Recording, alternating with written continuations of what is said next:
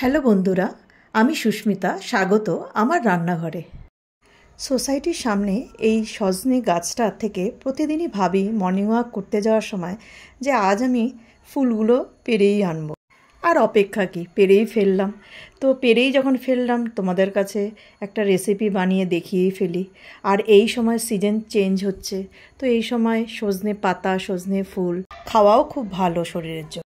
চলো তাহলে আজ একটা রেসিপি শেয়ার করেই ফেলি। রেসিপিটা স্কিপ না করে পুরো দেখবার অনুরোধ রইল তোমাদের, এবং ভালো লাগলে অবশ্যই লাইক কমেন্টস করো। রেসিপিটা তোমরা চাইলে পেঁয়াজ দিতে পারো, আজ আমি এখানে পেঁয়াজ ইউজ করিনি। ফুলগুলো ভালোভাবে বেছে আমি ধুয়ে পরিষ্কার করে নিয়েছি।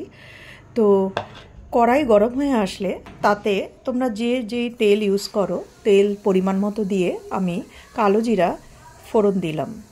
কালো জিরা যখন ফোড়নটা ভেজে আসলো তখন আমি তাতে কিছু কাঁচা লঙ্কা দিয়ে দিলাম।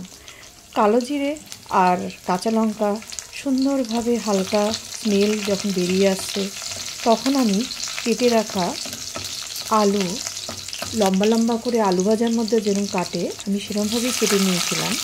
তো কেটে রাখা লম্বা আলুগুলো দিয়ে নুন আর হলুদ দিয়ে কিছুক্ষণ ভাজতে হবে। কিছুক্ষণ ভাজার পর আমি কিছু লম্বা করে কেটে রাখা বেগুন দিয়ে দিলাম এবং আলু আর বেগুন একসাথেই আমি ভাজতে থাকবো।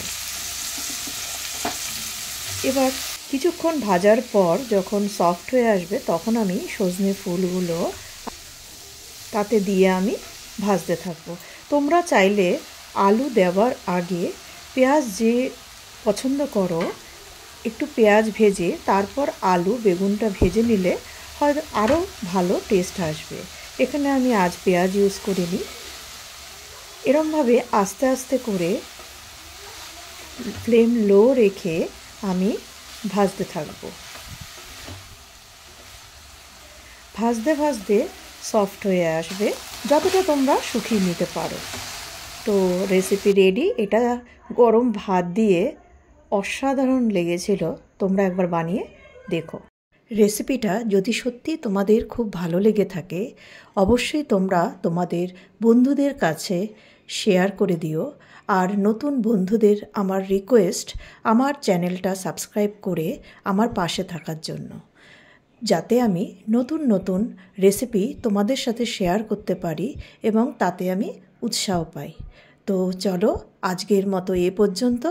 আবার দেখা হবে নতুন আরেকটা রেসিপির সাথে। ততদিন তোমরা সুস্থ থেকো, ভালো থেকো এবং আমাকে ফলো করো।